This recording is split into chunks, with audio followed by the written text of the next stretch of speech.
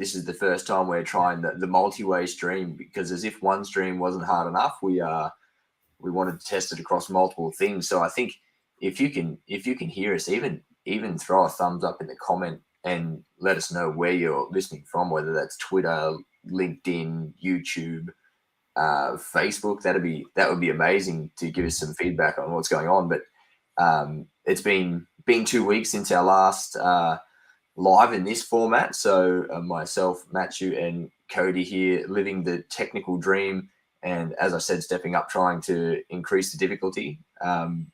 Even with Kody in a completely different side of the world now. So heaps of stuff on the agenda as well. I know we've got plenty to cover since last time we were all together with Genesis block. We've got wallet stuff, we've got dev stuff, we've got all the fun things to talk about. So let's crack on into that, and let's start with Matiu. Do you want to cover off on what's been happening since we've hit mainnet beta? Yeah. And I just want to say, so the fact is, so where are we live? We're Facebook, Twitter, LinkedIn. Is that right? YouTube as well. Crushing it. Wow. So we're connecting multiple different ecosystems. No bridges, right? So it must be a Layer 1X live feed then. So what's happened? We had a really exciting milestone, which was the mainnet beta launch. We created the Genesis block, which basically now will be the start of the blockchain. So the very first block in the chain, and blocks are formed. So for those, maybe I might, for those that aren't quite savvy on blockchain itself. So basically the Genesis block is the first block. And then as transactions are validated, they're stored in blocks. And so every block after that gets linked into the chain. Once a block is formed, that data that is stored within that block becomes immutable, which is one of the most powerful features of blockchain. Data is validated through a decentralized consensus mechanism. And it's important that it's decentralized because then it has... there is no kind of central control or authority over someone who's kind of controlling that data and how it's and what's validated and what's not validated. And then once it is validated, it's then put into the block. The block is created, and now that data remains immutable, unchangeable, which is an extremely powerful feature for so many different use cases, including finance. So we have began Genesis block. I think we released a video a few days ago about our cross-chain swaps compared to Stargate Finance. Now, for those of you who don't know, I might give you a bit of an insight into why that video with Stargate Finance is so important. And for those who haven't seen the video of the swap that we did on the L1 DEX. So we did a swap on the L1 DEX, and just to showcase what a cross-chain swap would look like. And then we did it on Stargate Finance. So Stargate Finance is the most popular bridge, and it's built on Layer Zero's technology. Layer Zero is basically a base infrastructure for bridges to build upon.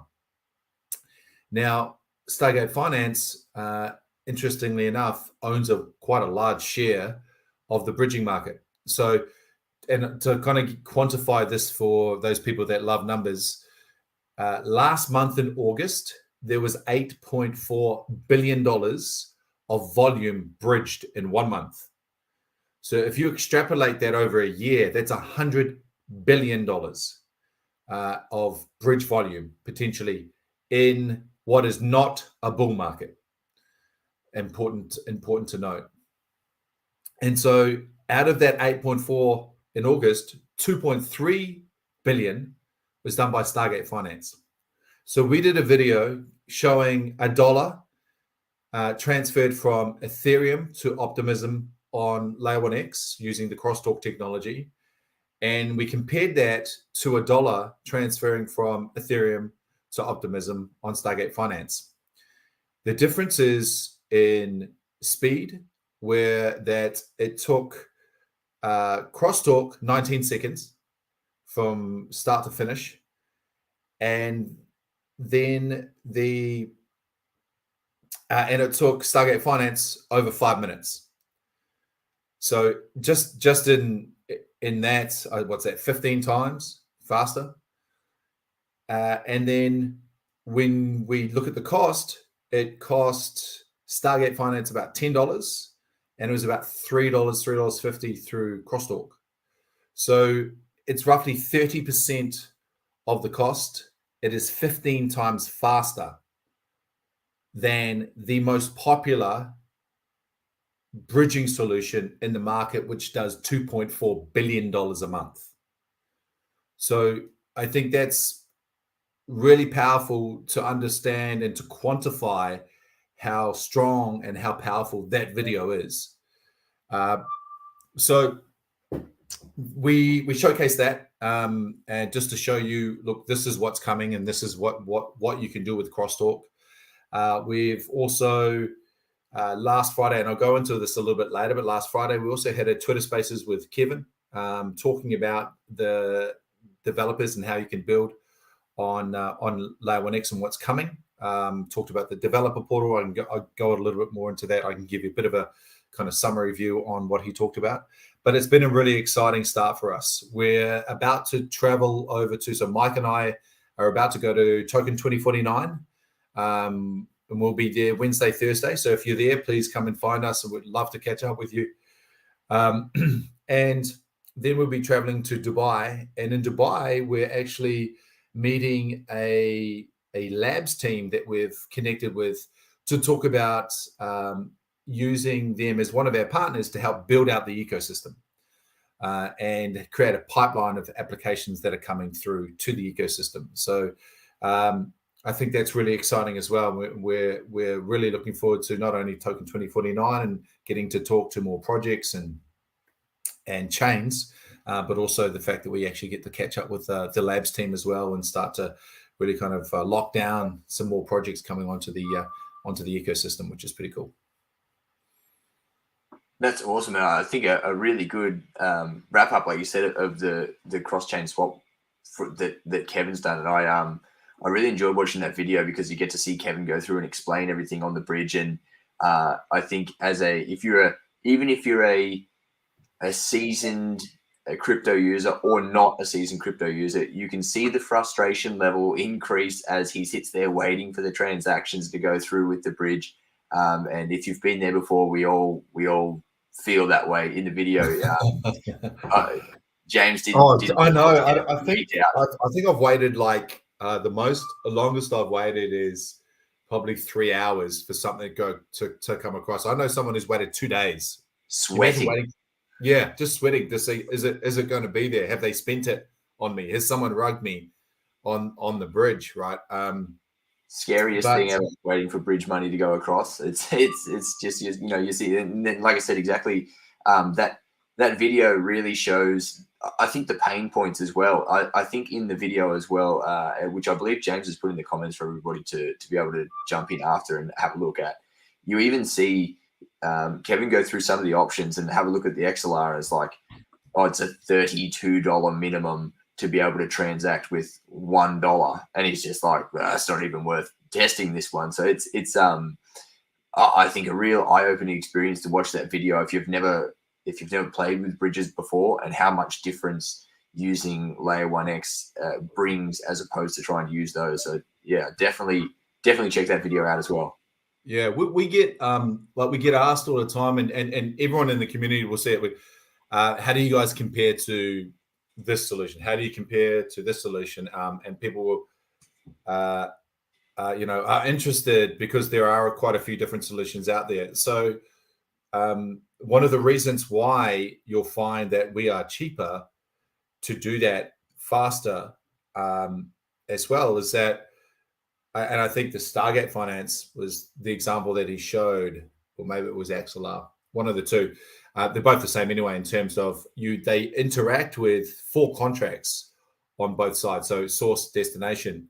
Layer 1X interacts with 1 contract both sides. So when you're doing a function call in a smart contract, every time you have to do one of those, it ups the gas fee.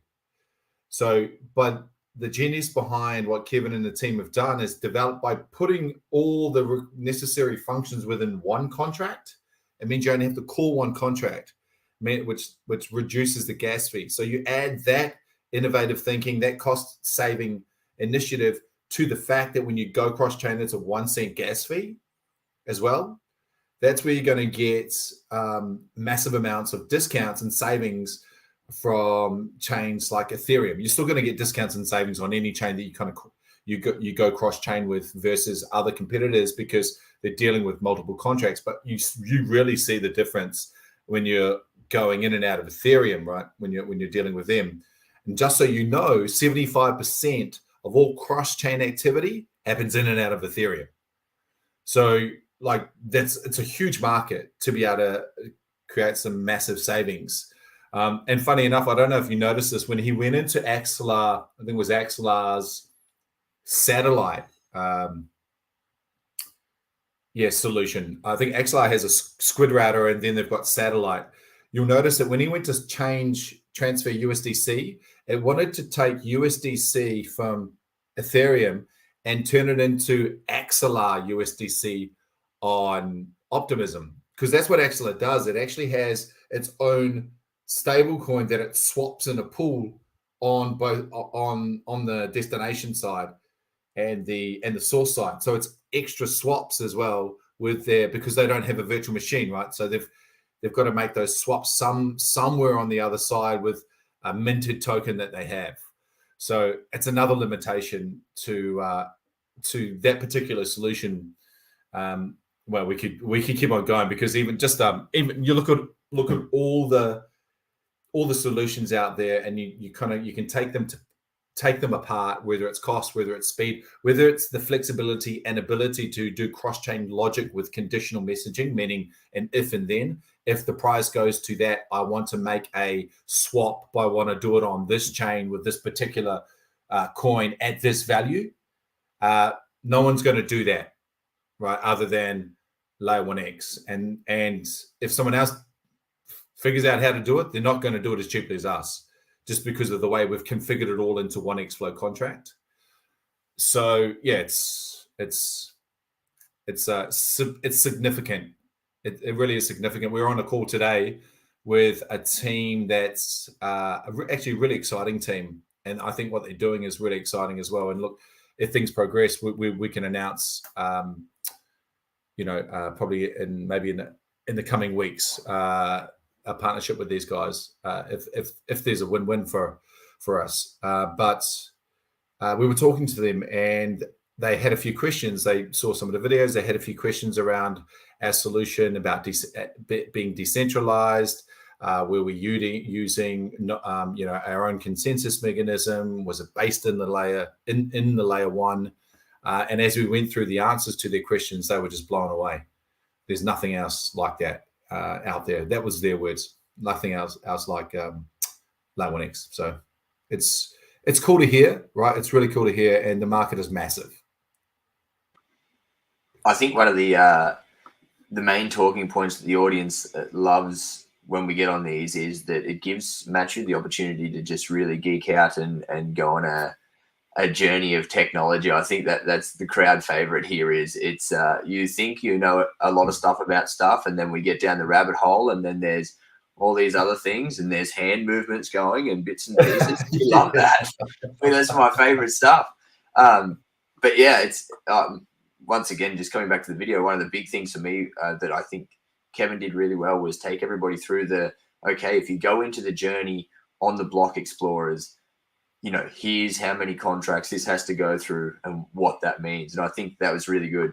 But yeah, before we get too far down that rabbit hole, let's transverse across to Kody and let him give us a quick update around all things wallet. Yeah, for sure. Can you hear me okay? All the way from America, and still yes. All the way from America. Yep, you got it. So the wallet, as many of you guys have heard, we decided to take advantage of some time and basically implement some security features and functions along with some other functions that we had slated for release in version 1.2, but we decided to slip those in and basically make the wallet experience a little bit better, both from a security standpoint and functionality standpoint. So those are currently in development and should be wrapped up here in the next week or so. And as we get that done, we will also be pushing it over to the Chrome store so that everybody can start taking advantage of that. Along with that is that we've added some upgrades to the claim process. So once you're ready to claim your L1X tokens, you'll be able to go through and kind of get that taken care of as well. So all in all, everything's moving along well. We are up in the Chrome store. We do have a website done. If you do try to go in and try to set up your wallet, just know that you'll be pressed with some blocks to basically prevent you from doing that. But we again are focused on just making sure that you guys have a positive experience from the very get-go, from the very first day. So thanks for your patience as we kind of work through these things. It's been one of our kind of flagship things that we've been working on, and we definitely want to get it right from the very get-go. So again, thank you for your patience on it, and it's almost there to the point where we're ready to give it public unveiling. Yeah, and I'll just echo what Kody's saying as well around the security features, making sure the wallet is at a certain level, and it'll continue to evolve. I think we mentioned this on the Twitter Spaces as well. You'll see this wallet and this interface of interaction with blockchain continue to evolve into something really special. Kody, I know what we're talking about when I say really special, but there's this vision there that we will unveil at some stage on how this interface is going to evolve in that way. But making sure that we can get that first iteration right, or that V1 right, and then iterate from there is really important. It's just like the Genesis block, right? Making sure that Genesis block is sound, secure, it's at a certain level, and then you can start to add blocks on top of that, right? And so similar kind of process with the wallet. But definitely, and I know it's like waiting for Christmas morning, right? When you're 5 years old and it's 2 a.m. and you can't open presents for another 4 hours or something like that, right? So we get it. We're there with you. We want to play with it as well in terms of getting it out there in the public. It will happen, but yeah, please just understand that we want to make sure that first version allows us to continue to build successfully and iterate successfully from there. So look, and we once again, we thank you for everyone's patience on it, but it will definitely be worth the wait, and it'll be definitely worth using it, and as it evolves is going to be really exciting. Yeah, and I think if we look at some of the things that we have planned for the wallet, it's kind of a domino effect, right? And there's a lot of technology that goes into this, especially to make us stand out as different functions and features than any other wallet can offer. That's why there's a lot of different parts to this that have to be lined just right and also be implemented to set the foundation for future growth. And that's one of the things that we're basically doing as well is we're adding in those foundational components that as we add on more and more, it'll help us be able to springboard faster and quicker into these different things as well. So kind of a caveat there to allude to where we're going.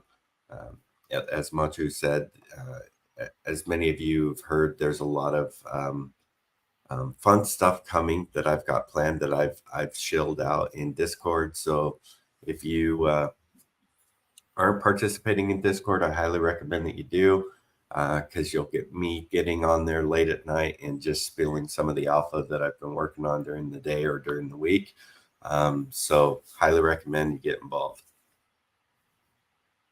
That's definitely from the Discord perspective as well. I know the team jumps in there occasionally at random intervals. So what I'm saying is, if you can just sit online on Discord 24/7 and be continuously awake, you may catch some alpha. You may even get some pictures of Kevin's desk where people have sent him plants from the last live that we did. Yeah, He's saying how he wanted some greenery He's in loving the it. office. The people dropping into the office. He's got a whole cactus section now, succulents, everything you could imagine in there. So he's getting his garden, that's for sure. Just so everybody knows, Kevin loves plants as well.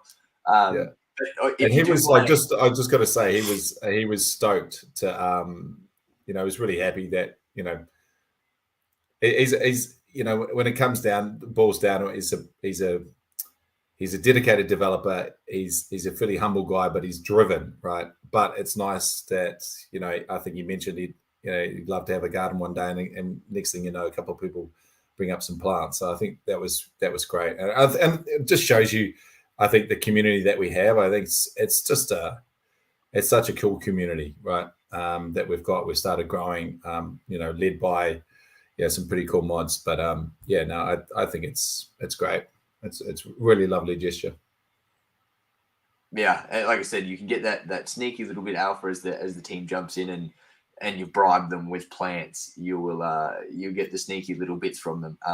Just to jump back to the wallet as well, and depending on how quick James is on adding the links in. So I'm just going to say in the comments, sometime in the very near future, be able to see a demonstration of us playing with the wallet. Myself, Sam, and James having a look through, sending a transaction on the BNB network, just to keep your to keep yourself entertained in the short term while we wait for the full version to come out and we can play with. So there is I don't know about that, man. Some of the community might think you're just rubbing it in. A little bit. Yeah, we were. They don't. It was like watching three monkeys trying to work a wallet. It was very entertaining. But it's a video to say, look, if these guys can use it, Grandma's got. She's fine. That was the 75th take we had to do. You have no idea how much money I spent trying to get that to go through there. There was perfect. So we also had a really good just to segue away from our incompetence of using things. Let's just brush right over that. But we also had a really good spaces with Kevin this week around the developer portal and everything to do with deving.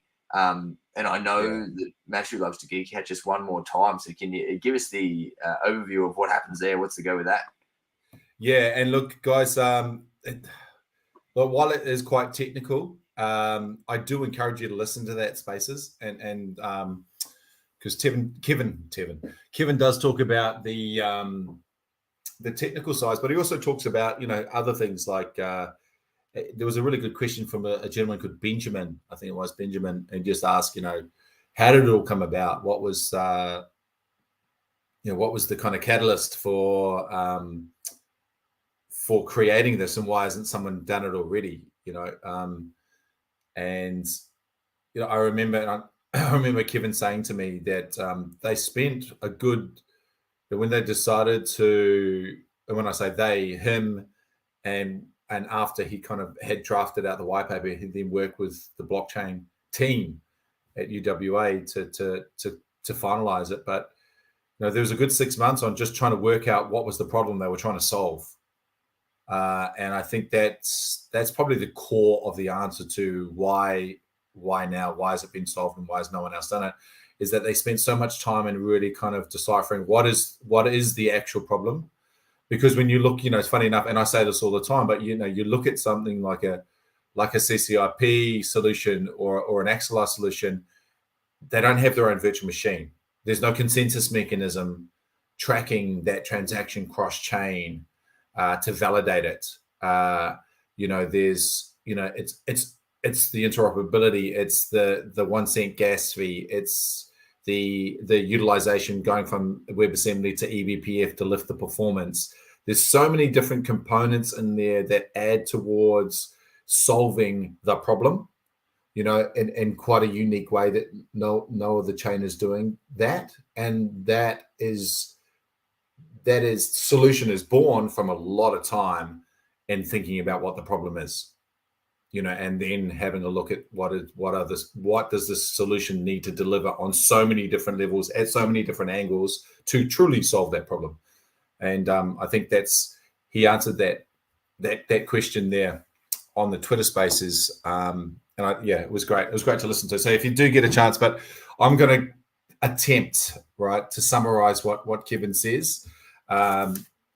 Because sometimes, and I've got to be honest here, sometimes it's another language to me as well. And I go back and so for example, just so you know, when I don't know something, I just go back and I listen to it 3, 4, 5 times again. I pause on stop places. I write down things I don't know, and then I try and find out about them. It's probably the same journey Crypto Psycho went through in doing the video on the white paper. Right, I've just got to listen to his Spaces. Crypto Psycho went through 120 pages of white paper. So, he's kudos to him. He's still dreaming about it. Yeah. That's it. Yeah, I'm just waiting for the day he calls me up or he sends me a message and say, "Hey, listen, that thing you said about that part of the protocol was wrong. This is the actual answer." He'll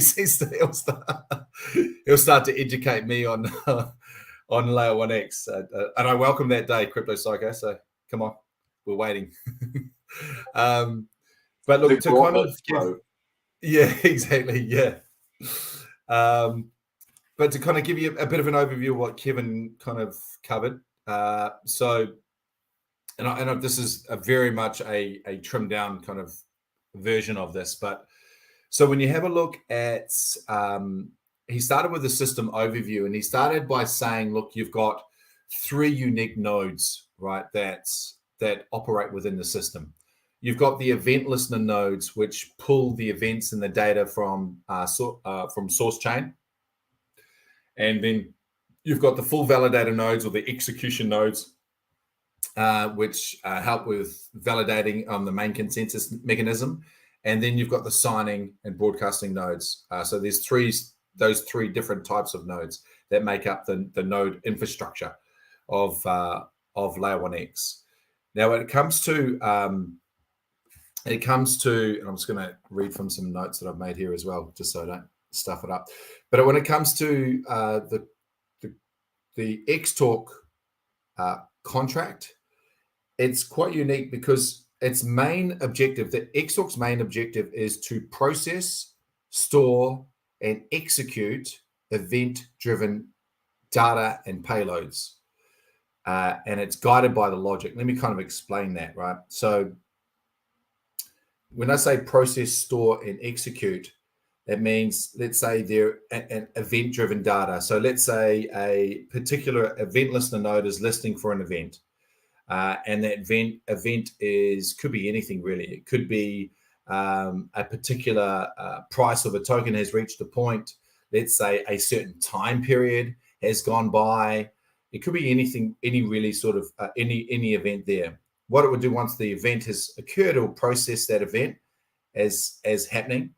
It'll then store that event, and then it will execute that event. Now, when you can actually put in logic into the crosstalk flow contract, where you can actually go ahead and create the event you want to listen to, and then store the event, and then at such time when you've got a filter when that particular event is reached, I suppose the parameter that you've given it. So, for example, if there's a certain time of day when it reaches that, then it can take that stored event, because the time has it's reached that particular time you want the event to execute.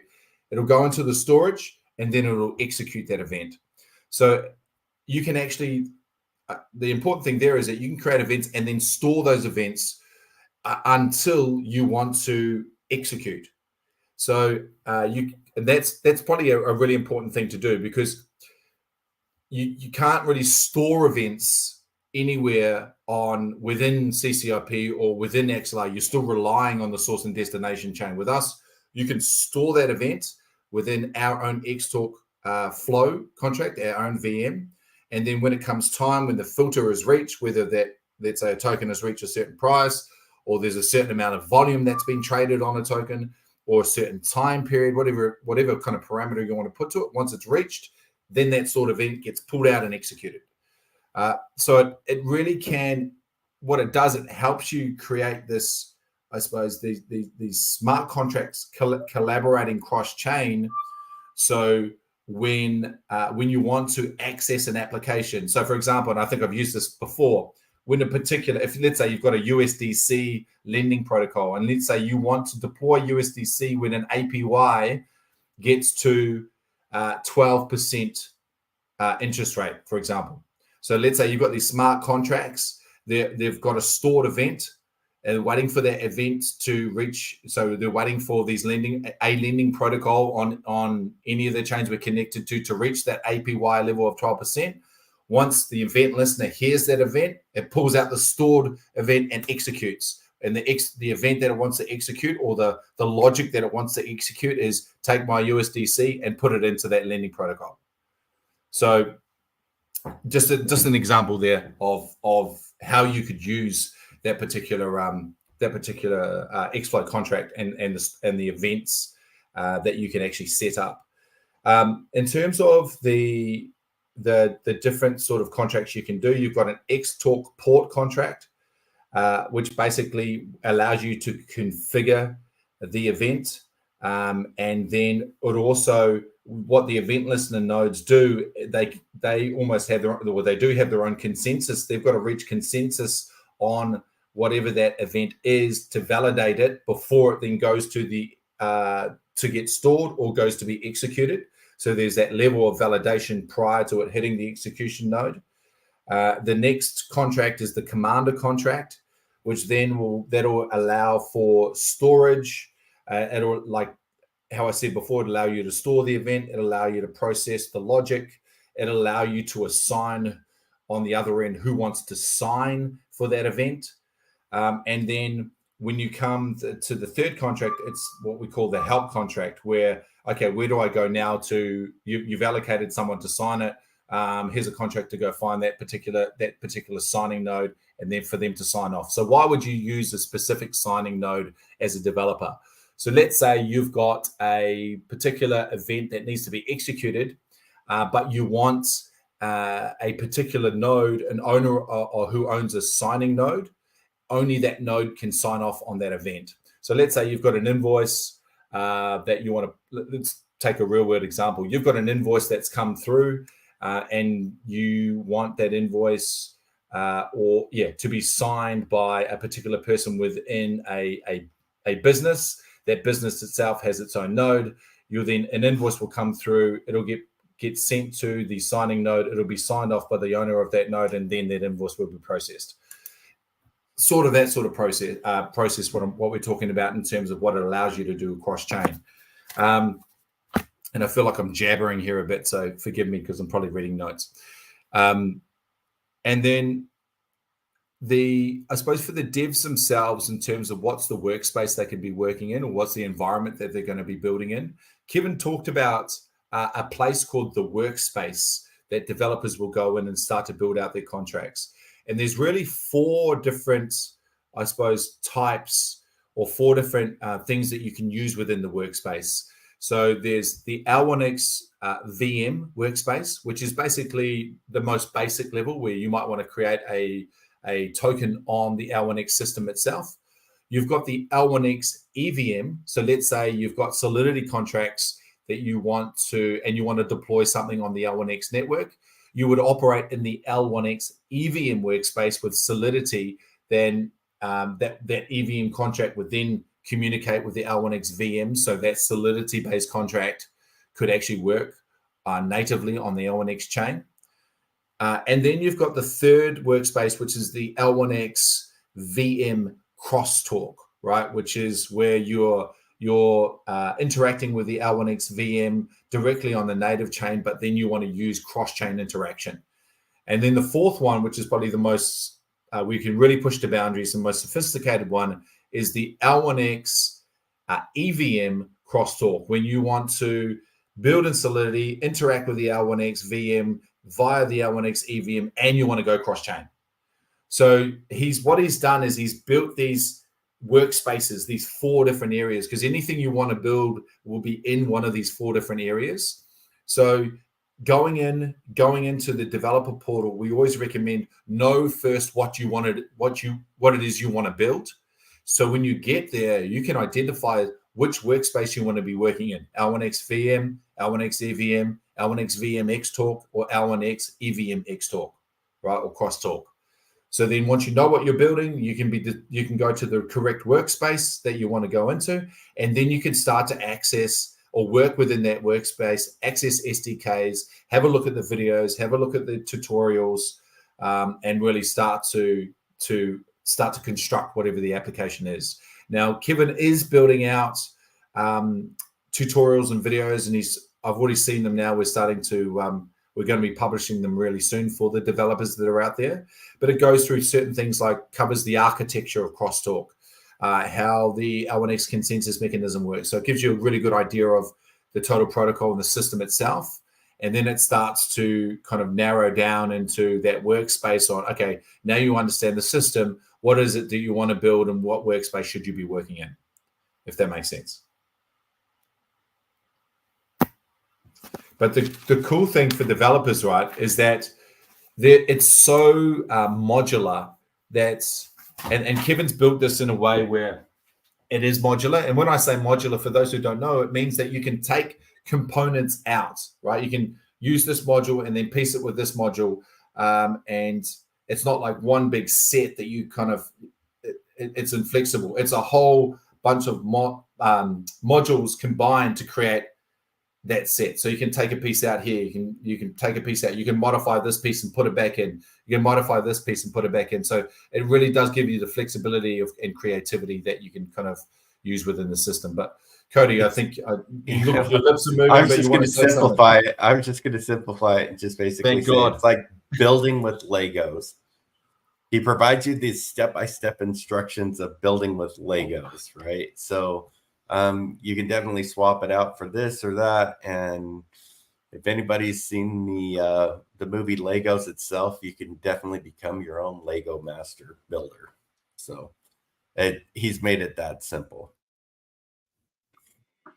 And I think when you take like cutting edge tech and you combine that with simple implementation, that's a builder's dream, right? It really is a developer's dream to be able to create innovative solutions to solve problems, but do it in a way that's easy for you to do and it's simple to implement. I think the other way to look at it too is if people are kind of reading between the lines here of like where we're headed. I think people start looking at possibility of no code solutions, that kind of stuff, so that the average Joes can actually build a project themselves by literally dragging and dropping these modules, as Matiu's talking about, into making a Web3 website, or making their own swap, or making their own whatever, right? That's basically what it boils down to, and that's stripping the layer of complexity and interacting with it through this way that Kevin has designed it, doing it all modular. I think that's definitely needed as well. I know you're the saying is the average Joe, but when you were talking about being able to swap out pieces like Lego and take some stuff out and put that stuff in, I just thought if we could just do that with some of this information for my brain, that would be excellent. And I think that's effectively what this is helping developers do, right? Is the point and click, but also then being able to work singularly on certain pieces that you can replace. And what came to my mind was, if you're building a computer, it's like, well, I want to upgrade this piece, but the rest of this stuff's still working, but you only need to remove the fan to get a bigger fan. If it's all, I suppose, in the past been in one bit where you have to pull apart the whole thing to get to the fan, that is non-modular, is just how I sort of read into that. But that's continuing on, just I wanted to throw in there as well from in the Discord, there's actually now a section as well for developers where it's got a lot of the information. It's got a lot of where to goes and a whole section for the devs as well to be able to have a play in there and interact and chat and find things, as well as the developer portal. So all those things have opened up to give more information. There is also a blog post on the blog at L1X Foundation giving more information just around that general stuff. Yeah, I just checking if we've got questions. Do we have what are we 40 minutes in worth of about 90% Matiu geeking out here? Does everybody have brain capacity for more stuff? That is the question.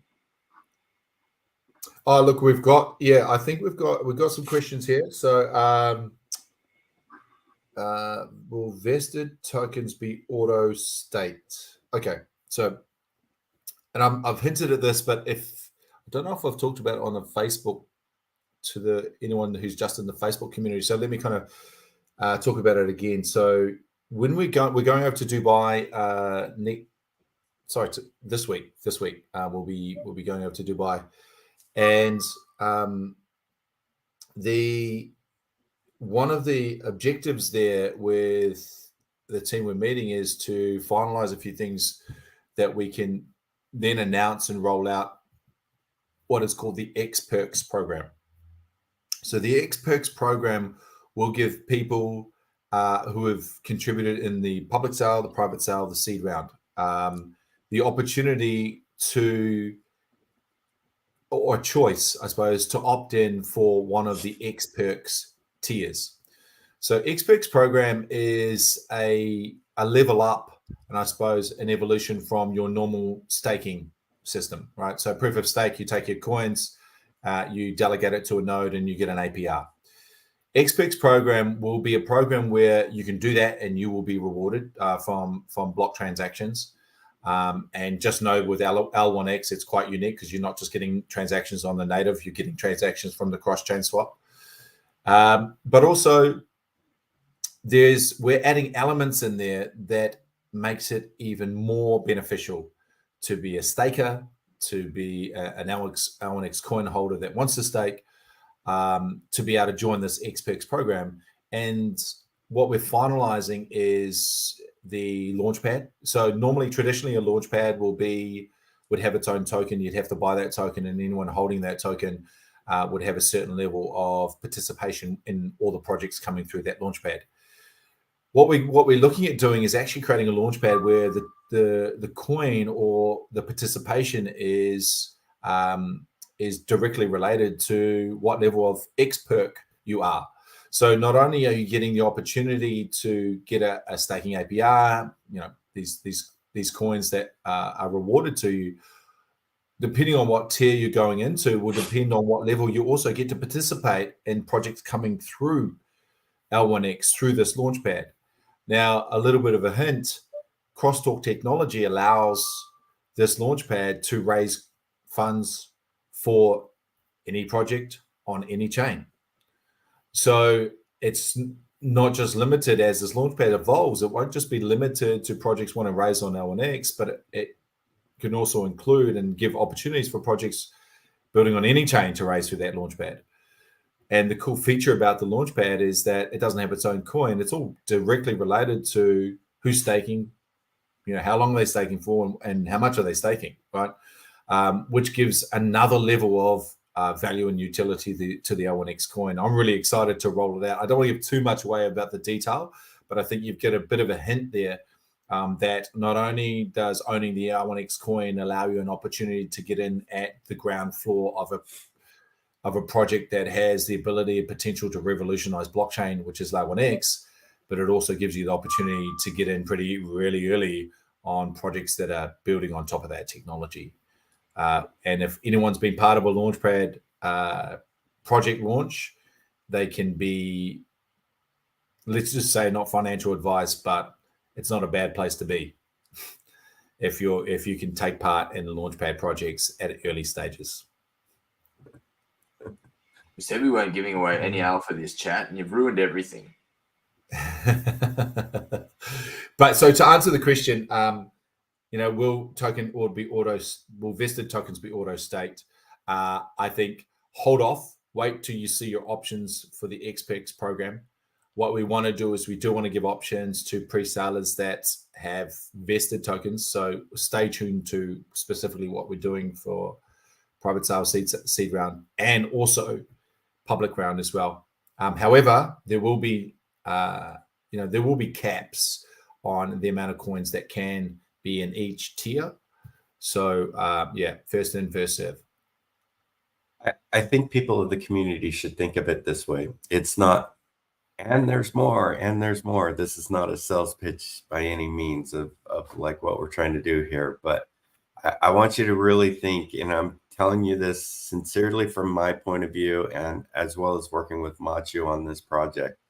If you're an L1X community member, Matiu has put in so much time and effort to think of ways to help benefit everybody who has gotten involved from seed round, pre-sale, and public sale to make sure that they understand and are given every opportunity to be in a situation where, again, not financial advice, but if they want to participate in these things, it could be very beneficial for them. But again, you need to do your own research on these things that he is presenting to you. But I've never heard of a project, even in DeFi, that has even remotely set people up for success in a way that Matiu is trying to do that for us early investors. And so everybody should tip their hat to Matiu on and give him thanks for that, for sure. But it's definitely one of those things that we take everybody's concerns, everybody's desire to heart, and definitely setting you guys up for many opportunities, not only just with the staking opportunity, but many opportunities down the road to continue to grow that interest in L1X, as well as the participation in L1X as we grow. I think even to jump in there from the community perspective, and I know I've said this on our some lives before as well, but we're at this interesting point in time where you don't get to be at the tip of the spear like this often when ecosystems begin their growth or come around. Like, it's not only just being a part of a coin holder or an early contributor or anything like that. It's more so you get to be there to see the things get built. You get to be there to see the launch of projects. You get to see the change in landscape itself on something that changes the whole game of industries. Like, it's not just, we get to see good staking or anything like that. You're at the very precipice of the change of technology, and you get to see it from the beginning, of ground zero, so to speak. So you're on the, to play into the space one, you're on the moon mission, but you're a part of the team in the NASA thing. You get to be the inside guys to see that, which I think is truly special. So it's definitely not to be taken for granted. And that's why I keep encouraging everybody, get inside the community, get in the Discord, play poker with us. It's not that terrible. I can't beat beans, but I'm really trying. So get in there for that. Anyway, segue. I want to add to that. Right, so it's you, and I think seeing is believing, and a lot of the community members that have been with us for some time now have really been supportive without I suppose the whole ecosystem being live, right? To be able to see this tech in action. So, they've listened to us, they've read documentation, they've done their research, and they see it. They see it without it actually being, fully tangible yet. But the benefit of that and being in that particular position early is that we want to try and create something for you that shows how appreciative we are that you were at this stage, right? You were here with us. You were at this stage.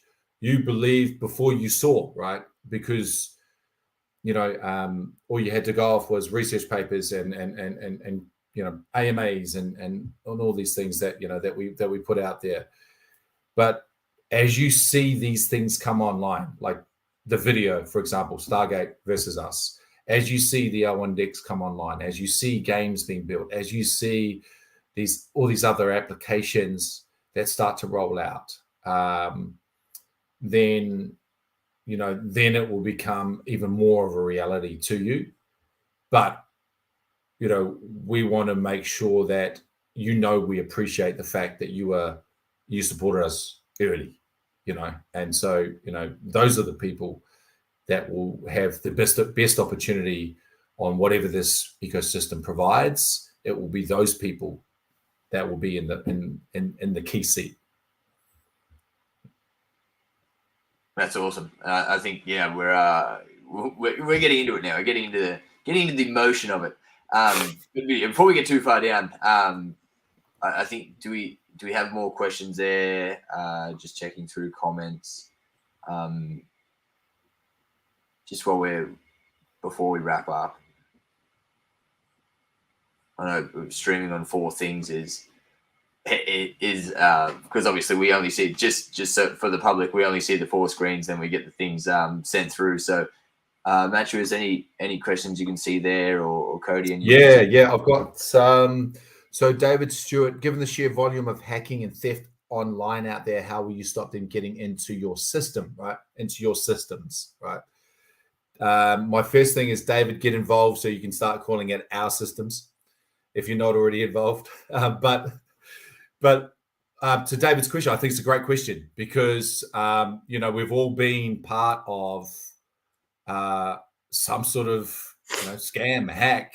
It's unfortunately you probably haven't had the true crypto experience if you haven't lost money in a wrong way somehow, which is really sad, to be honest with you. And it's also a massive barrier to entry of mass adoption, right? This risk that goes on. So look, one way we do it, obviously we remove that vulnerability from bridges. Okay, so how part of that process is that you keep custody of that process. But let's dive a little bit deeper into the system itself and how we secure that. Right, so there's a few things we use. So we use and I'll explain this. It will be a bit geeky, but something we call a cluster-based node architecture, where what happens is when a transaction is initiated, it goes to a randomly selected full node, which becomes the initiator. The transaction then is split into 4 different pieces, specific pieces.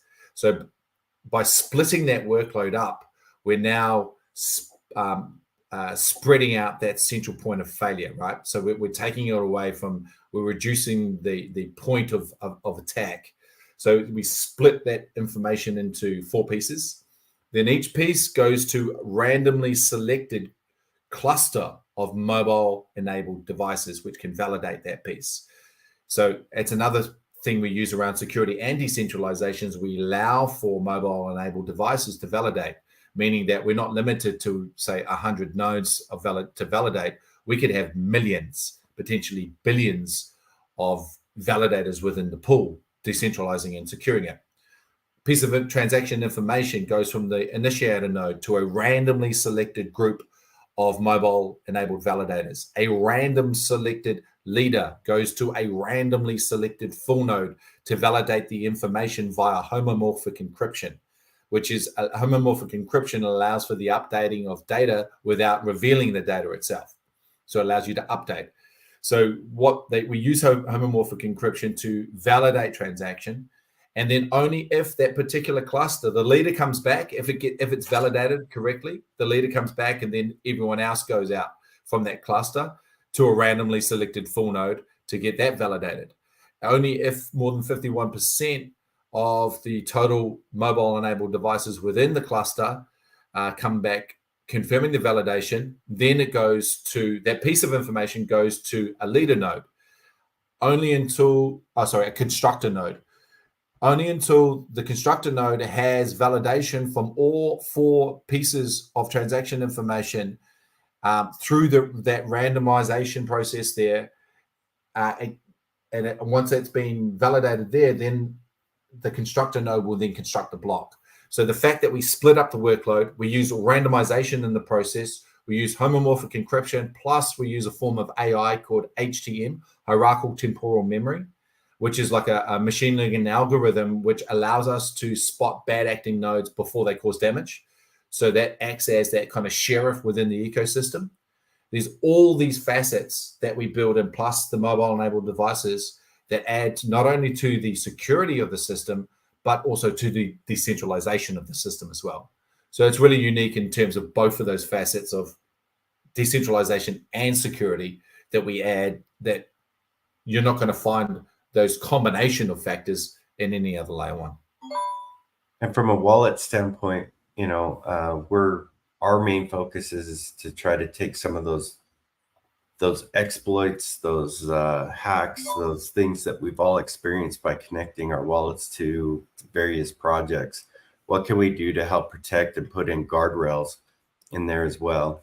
We're not going to be able to protect everybody from everything, especially when human interaction needs to come into play, but we can definitely try to help sway people from possibly doing certain things, connecting to maybe certain sites or stuff like that. But all in all, our goal is that we really want to try to build a moat around your L1X wallet to give you that added layer of protection when you're off the L1X chain, right? As Matiu was talking about all the tech there, but so that those are things that we want to do and implement inside of the L1X wallet to help protect you. Likewise, we're implementing some cool functions and features that will include things like L1X identity, which will protect your wallet even more. Inside there, you'll be able to almost use similar technology of how PayPal uses masked credit card numbers when you're using that to make it so that people can't get your information. Very similar things like that as well. Protecting you from dusting attacks, maybe even sending stuff to preview, maybe accept. If I'm trying to send some coins to somebody that I don't know, I've never interacted with before, maybe there might be some intermediate kind of testing without having to send like a small amount to make sure that the right person is getting it. But at least this way we can kind of implement some of those little unique features that we sometimes do when we're not really realizing that we're doing it, to help protect us a little bit more as well.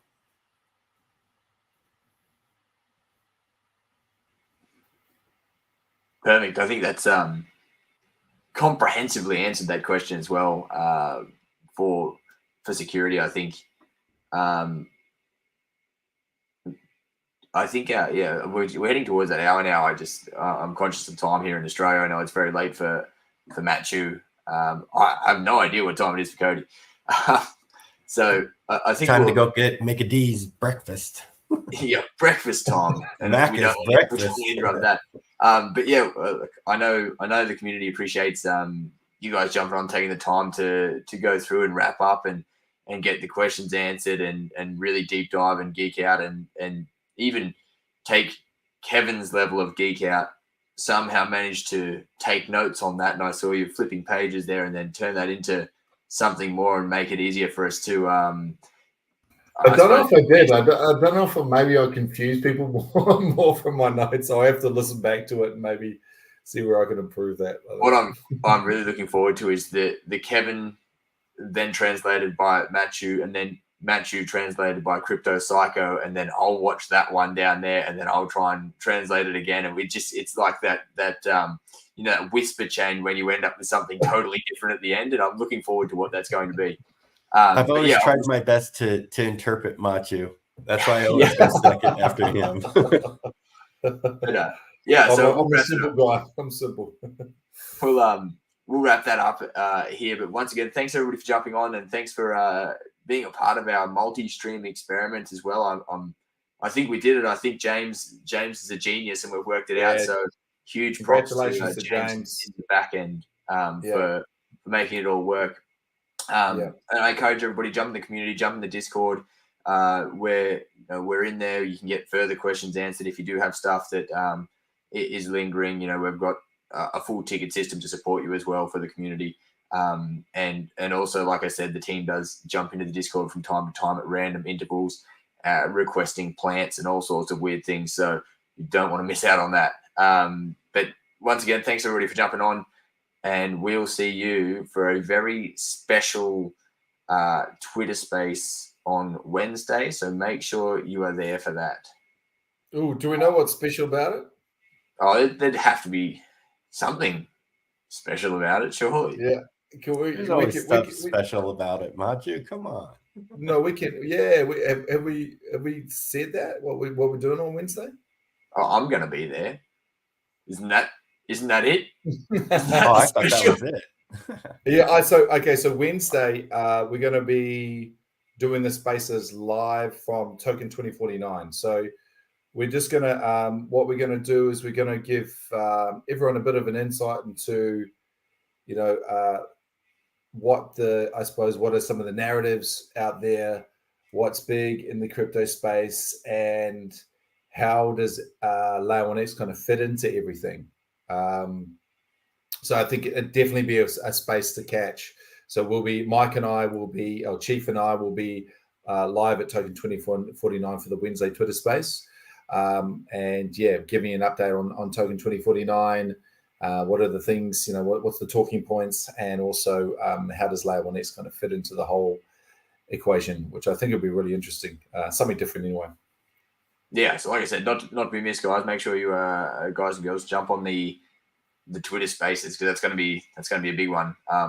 Live from Singapore. So very cool. But we'll wrap that down. Once again, everybody, thanks for jumping on. We really appreciate Matiu, Kody taking the time to jump on as well. And we will see you on the next one. Lots of exciting things happening this week. So jump in the community. We'll see you soon. Thanks, guys. Thanks, guys.